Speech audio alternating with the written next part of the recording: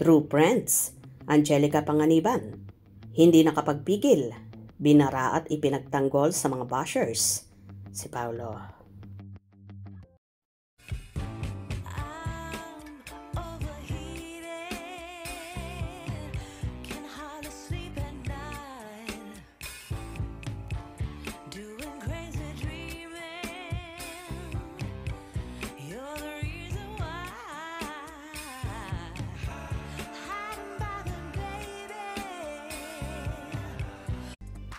Kaloka na talaga sa mundo ng showbiz at kanya-kanyang paratang. Kahit hindi naman nila alam ang pangyayari. Ganito na nga kahalimaw ang mundo ng social media na madali nang manghusga ang mga tao kahit hindi naman sila sigurado at walang sapat na ebidensya. Ang pagtatanggol na bihira lang makita. Bakit nag-alsa balutan ang barkada ni Paolo Avellino laban sa panggagatong?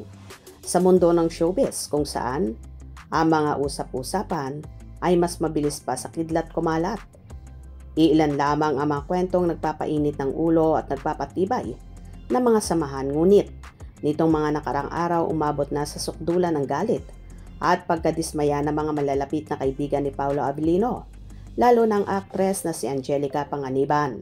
Matapos kumalat ang sunod-sunod na panggagatong at malisyosong chismis laban sa tinaguriang Kim Pao tandem o ang tambalang nila ni Kim Chiu.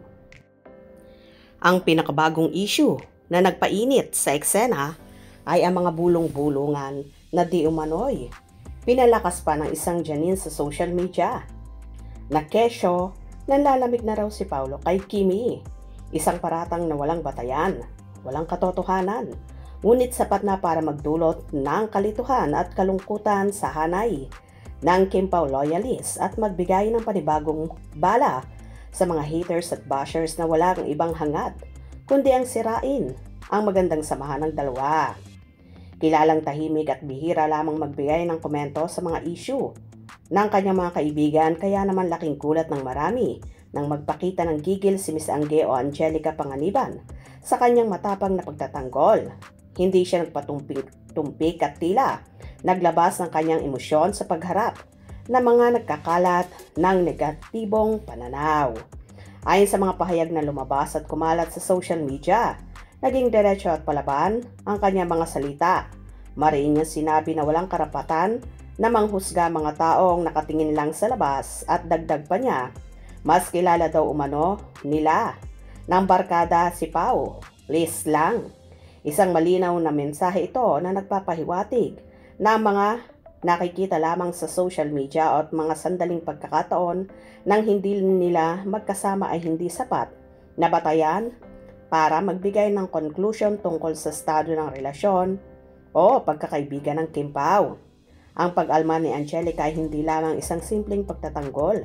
Ito ay isang deklarasyon ng pagiging true friends sa isang industriya na puno ng inggit at kompetisyon.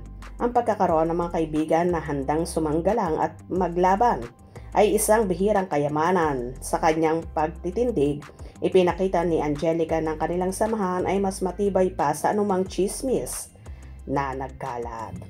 O diba? Hindi na nga nakatiis si Angge at talaga namang ipinagtanggol si Paulo sa mga haters nito, kung saan ang nakikita lang ay ang panlabas. Pero hindi talaga nila kilala si Paulo kung anong meron kabutihan ang loob ng aktor.